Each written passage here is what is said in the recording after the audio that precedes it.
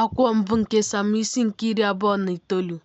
Ma ndị Filistia chịkọtara ọmụma ụlọikwu ha niile ruo Afek. Izrel na-amakwa ụlọikwu ha n'akụkụ isi iyi nke dị na Jezreel.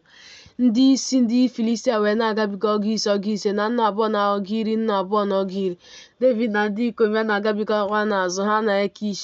Ndị isi Filistia wee sị ndị Hibru ndị a hapụ gị, na Akish wee sị ndị isi ndị Filistia, nke a abụghị Devid bụ ohu Sọl eze Izrel, onye mụ na ya nọworo ụbọchị ndị a maọbụ afọ ndị a, ma ahụtaghị m n'ahụ ya ihe ọbụla dị njọ site n'ụbọchị ọ dapụrụ n'aka Sọl ruo taa. Ma ndị isi ndị Filistia were iwe megide ya. Ndị isi ndị Filistia wee sị ya, mee ka nwoke a laghachi, ka o wee laghachi n'ọnọdụ ya ebe ị mere ka ọ bụrụ onye nlekọta ya. Mee ka ọ ghara iso anyị rịda n'agha, ka ọ wee ghara ịghọrọ anyị onye mmegide n'agha ahụ.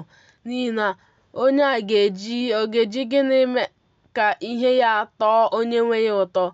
Ọ gaghị eji isi ndị ikom ndị a.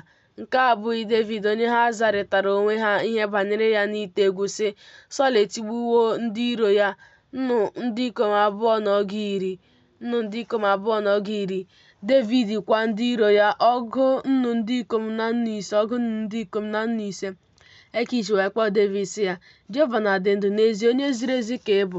Ọpụpụ gị na mbata gị n'ọmụma ụlọikwu n'aka m dịkwa mma n'anya m, n'ihi na ahụtaghị m ihe ọjọọ n'ahụ gị site n'ụbọchị bịakwutere m ruo taa. Ma n'anya ndị isi, onye na-adịghị mma ka ị bụ. Ma ugbu a laghachi, jeekwa n'udo, ka ị wee ghara ime ihe ọjọọ n'anya ndị isi ndị Filistia. Devid wee sị Akish, ma gịnị ka m meworo? Gịnịkwa ka ị hụtaworo n'ahụ ohu gị site n'ụbọchị m nọworo n'ihu gị ruo taa, na m gaghị aba buso ndị iro onye nwe m bụ eze agha? Akish wee zaa sị Devid, amawo m na onye dị mma n'anya m ka ị bụ, dịka mmụọ ozi Chineke. Ọ bụ naanị na ndị isi Filistia siwo, ọ gaghị eso anyị rigo n'agha. Ma ugbu a bilie n'isi ụtụtụ, gị na ndị ohu gị na ndị ohu onye nwe gị ndị soro gị bịa. Mgbe unu biliri n'isi ụtụtụ, mgbe ihe dịrị unu, laghachikwanụ.